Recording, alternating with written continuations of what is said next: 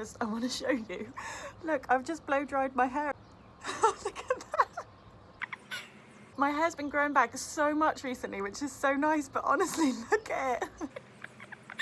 The other less nice thing I have is my skin's gotten not very nice recently.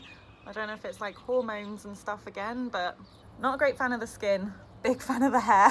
Trying to focus on the positive effects of weight gain. Woohoo! Party hair. I've made a trio of waffles with peanut butter, chocolate and coconut, and maple syrup.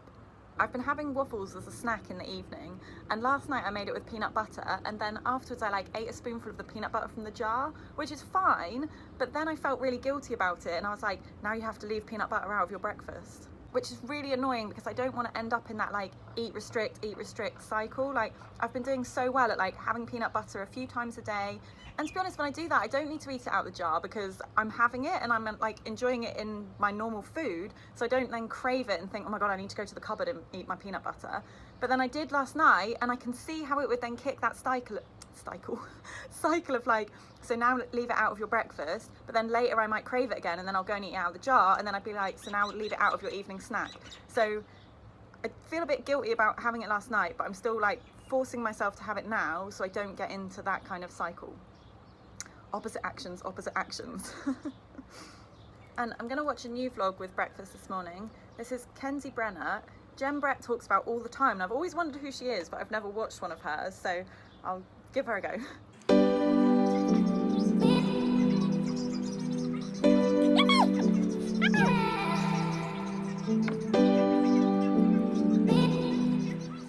The cat wanted letting out.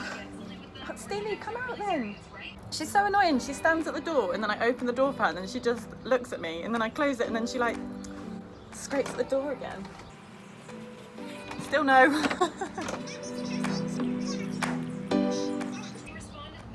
Look at this. Come on, Stevie. Oh, she's so annoying. Yay, she's out. Well done, Stevie. There she is. It's Beyonce. Stevie. Oi, scoot. Oh, thumb shot. You just can't put words to it, but they just don't make you feel good. Unfollow. Oh, I literally love this girl. If you just can't figure. She's talking about influencers and role models on social media and saying if someone's not making you feel good about yourself, just unfollow them. Like, it doesn't matter if they've got tens of thousands of followers or other people think they're cool. If you're comparing and it's making you feel shit, like, you don't need that in your life. It's really hard because people make it look fashionable and they make it look cool, like whether it's being skinny or healthy eating or whatever, but it's not cool. And if it doesn't make you feel good and it's making you ill and it's making you comparative and your thoughts are hurting, like, just get them out of your life. Like, there are people out there, I'm so gonna follow this girl. There are people out there who are so cool and just make you feel like, oh my god, I wanna be a good person. I wanna be like cool and nice and genuine and healthy and whatever. Like, follow those people.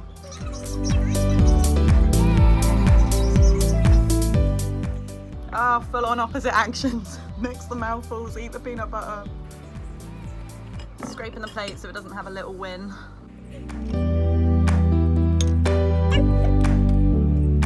So I want to talk about getting stuck in recovery, and in particular like getting stuck in this kind of yo-yo cycle where you maybe like commit to recovery for a little bit, but then something happens that freaks you out and it sends you running back. So it could be like weight gain if you're getting weighed, maybe like growing out of your clothes, someone makes a comment that's hard to hear, maybe like starting your period or something like that, losing a symptom of anorexia. Whatever it is, it basically triggers your anorexic mind and gives it a massive bit of ammo to be like, I've got you, I'm gonna get you back. So it either makes me feel guilty about being well and about eating and being healthy and fitting my clothes better, whatever, it makes me feel bad. And then the other side of it is it tempts me. So it's like, look how good this is. If you were skinny, you'd be happy. Remember when you had tiny legs? How good was that? So it's like a combination of feeling bad for being well and being tempted back to being ill. And so you freak out, turn around and run back.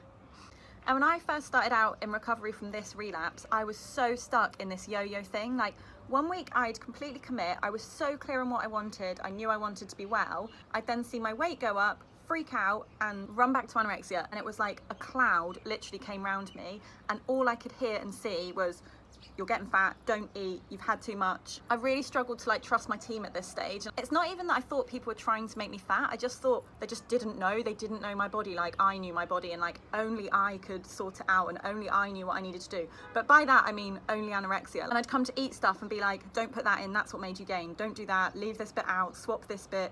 And yeah, it would work its way back in through guilt and temptation, and also kind of make it look like I was still engaged in recovery. Like I'd still stick to my plan and like tick the boxes of I've had this and that, but I would definitely be using my own little methods of restriction. It's quite like a little secretive hidden thing of like, on the surface it looks like you're doing really well, but underneath it you've like cut this bit out, chosen the lower option, taken the stairs instead of the lift, like small things, but it looks like you're ticking the boxes on the plan, but really you're ticking a nice little load of anorexia boxes.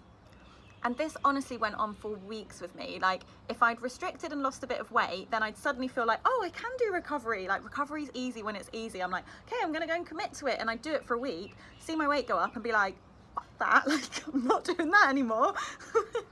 And then I'd go back and restrict.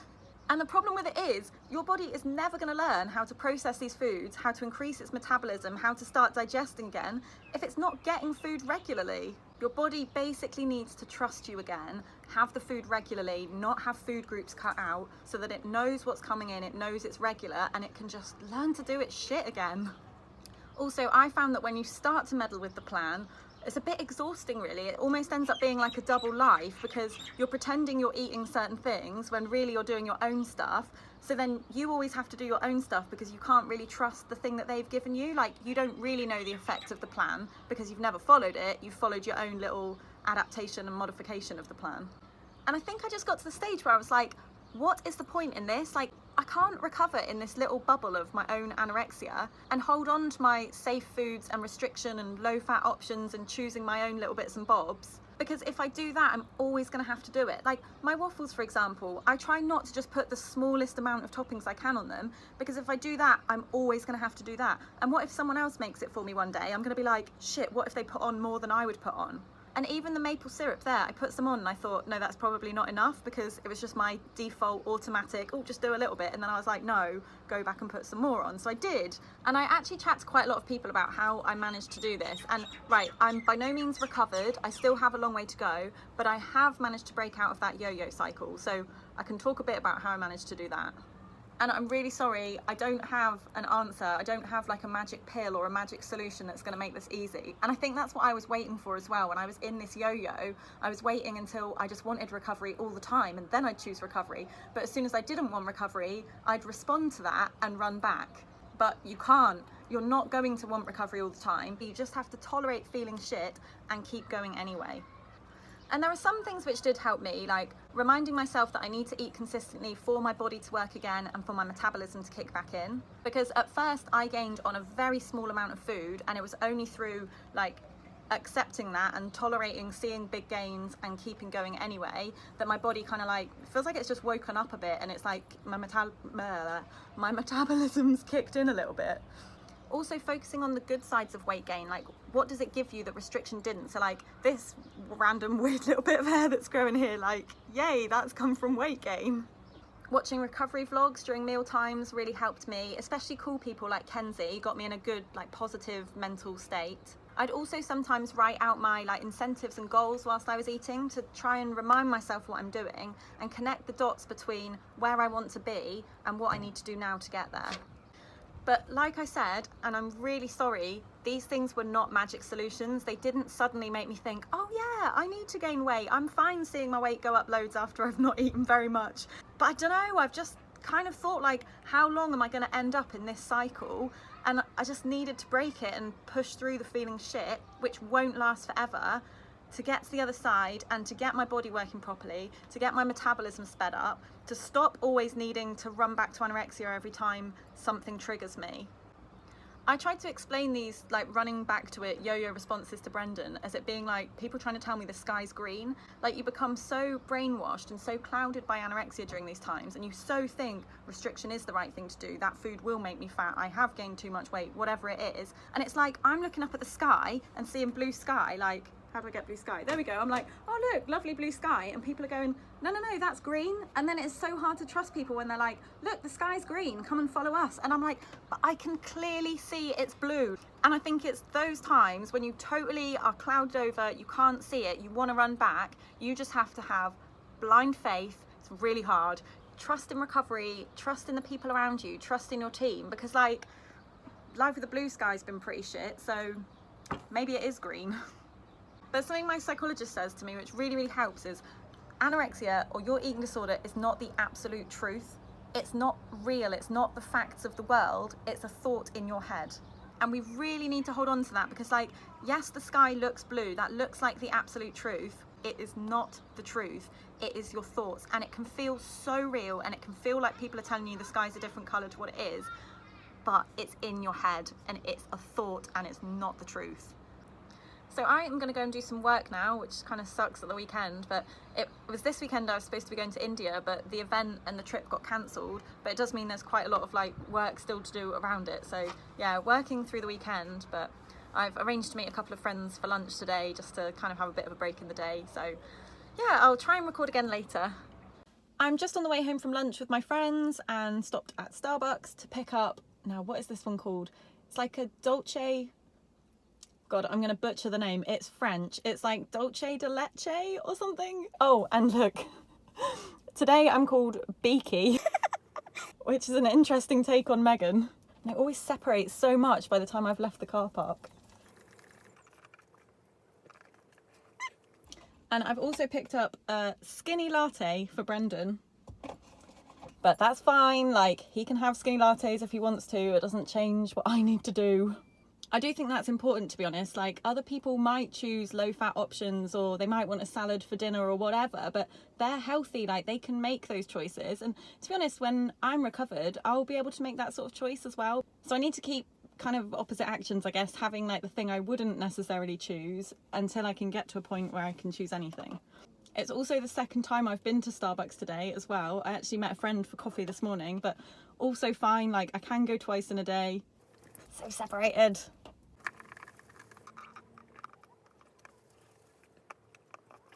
Now, I have to be quite quick now because I'm trying to get home for a meeting on a weekend, rubbish. But I was chatting to someone on Instagram about when you're eating, needing people to see you eat all the time, like not being able to just stop at Starbucks on your own. Like, my friends haven't necessarily stopped at Starbucks on their way back from lunch. They don't know that I've done it either. And there can be that kind of like guilt inside you that if someone doesn't know you're doing it, it almost makes it harder to eat. It's this need in us to broadcast that we're eating. It's almost like we don't want it to just be us that's choosing the food. There has to be another person that knows to make it a bit more acceptable that we've eaten. But I'm kind of getting to the point where I'm thinking, like, who am I doing this for? Like, if they weren't there, would I still be able to eat these foods? Because I'm not recovering so that Brendan's seen me eat, or so that my dietitian's got a photo, or so that I've checked a box to say that I've done it, you know? Like, my goal is that I can stop at Starbucks on my way home and maybe nobody in the world knows, but I've done it and I've enjoyed it and I've chosen to do it for me. And again, it's one of those things that's not easy to stop at first. Like, the first few times you probably will feel extra guilty for whatever it is you've eaten, because you'll feel like extra greedy or extra like you didn't need to. And what was the point in that food if nobody knows? But the point is that we're recovering for us and for the ability to live life, and for food to not have a power over us. Like, we don't need to justify what we eat. We're eating it because it's food and because it's good for us and it keeps us well and healthy and because it friggin' tastes nice. Like, a Starbucks is yum. So actually it is really nice. And please don't get me wrong, at first I really think having that help in place is really helpful. Like, whilst you're not quite strong enough to necessarily choose it on your own, yes, having other people to help keep you accountable is great. But I think down the line, as you do start feeling a bit more comfortable with food, like, I can choose these now and I don't really get scared and fearful about them, but I still don't want to have it filmed or have to have it photoed or have to tell someone that I've done it. And same with Instagram. I think there's quite a big temptation that if you're eating something, it needs to be beautiful and it needs to be photoed and it needs to look amazing so that everyone's seen it, like, look, I have eaten whatever it is that I've eaten. But it doesn't matter, like, I've still had it, and I wasn't having it so I could Instagram it. I was having it because I want to have it and because I like having something sweet after my lunch. And because I was picking Brendan something up and I thought I'd get myself something, and he likes skinny lattes, but I like a big whatever the hell this is, Dulce De Leche. And really quickly before I go, someone else mentioned something similar about if you're going out for dinner with people, or if there's a social situation where people will be seeing you eat, thinking you need to save your calories up to be able to do that thing. So like restricting in anticipation of an event, basically. And no, like, it completely takes over your brain all day. You seem to like spend your whole day planning and restricting and craving food and stopping yourself eating. Basically your whole day revolves around this event that you're saving your calories up for. So it completely takes over your life. It completely disorders your day, your thinking, your eating, your being with that other person, because you're like living a double life kind of thing. You're trying to show off to them like, oh look, I'm well and I'm enjoying food with you, but really you've done a whole ton of behind the scenes stuff to be able to go and do it. And my other worry about it is it's not a good cycle of eating, the like restricting, allowing yourself, just like I was saying this morning with like committing and then yo-yoing back, like the forwards backwards. If you store your calories up, then eat them, store them calories up, then eat them, like your body does not know what is going on if you're doing that. It doesn't trust food. It doesn't know when it's going to get it. It's not learning how to process it properly. It won't be good for your metabolism or your digestion. It's not good for your mind because, like I said, you're planning it all the time. It's not good for your cravings because you end up wanting the food and then allowing yourself to have it. And then when you eat it, you might then feel really guilty about having eaten it, or like eating more than you'd planned to eat of it because you've gone for that period of not having it, and then you allow it and it's like, oh my God, I've forgotten what this food is. And also you get that experience of like thinking you're not going to be allowed it again for a while. So you kind of like make up for it and eat more of it than you would have done. And so you probably think, well, but how would I go out for dinner if I hadn't restricted in the day? Or how can I go out and drink if I haven't made up for the calories or whatever? But you just do both. Like literally you can eat in the day and then go out for dinner. And I get it too, to be honest, around drinking. I think, oh, well, it's not part of my calories. But like, if drinking's part of your life and drinking is something you enjoy with your friends and family, then yes, it is part of your calories because it's your lifestyle and your calories go along with your lifestyle.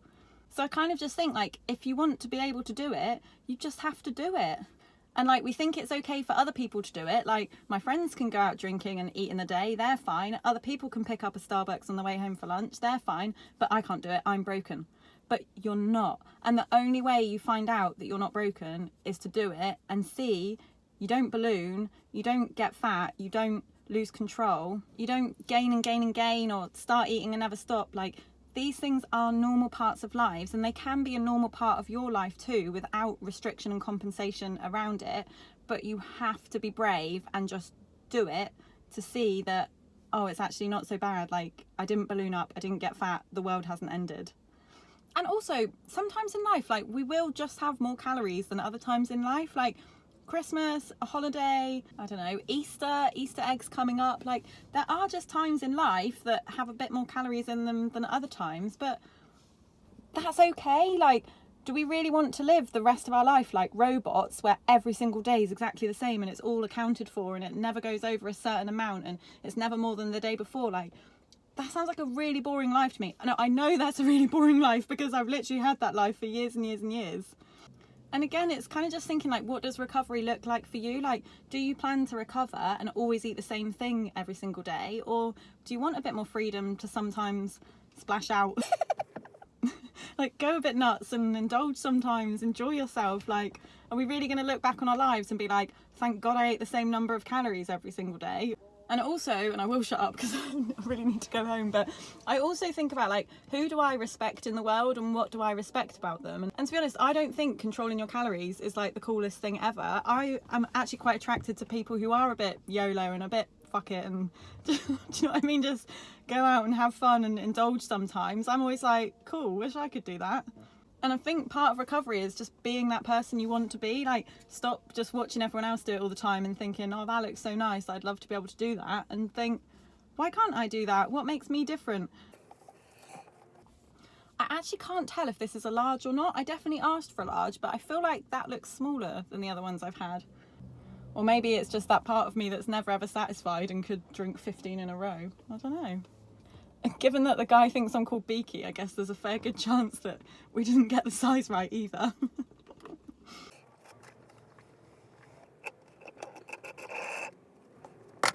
But try and separate yourself from your thoughts. Like, they are not the absolute truth. So just try to like entertain that maybe the sky is green.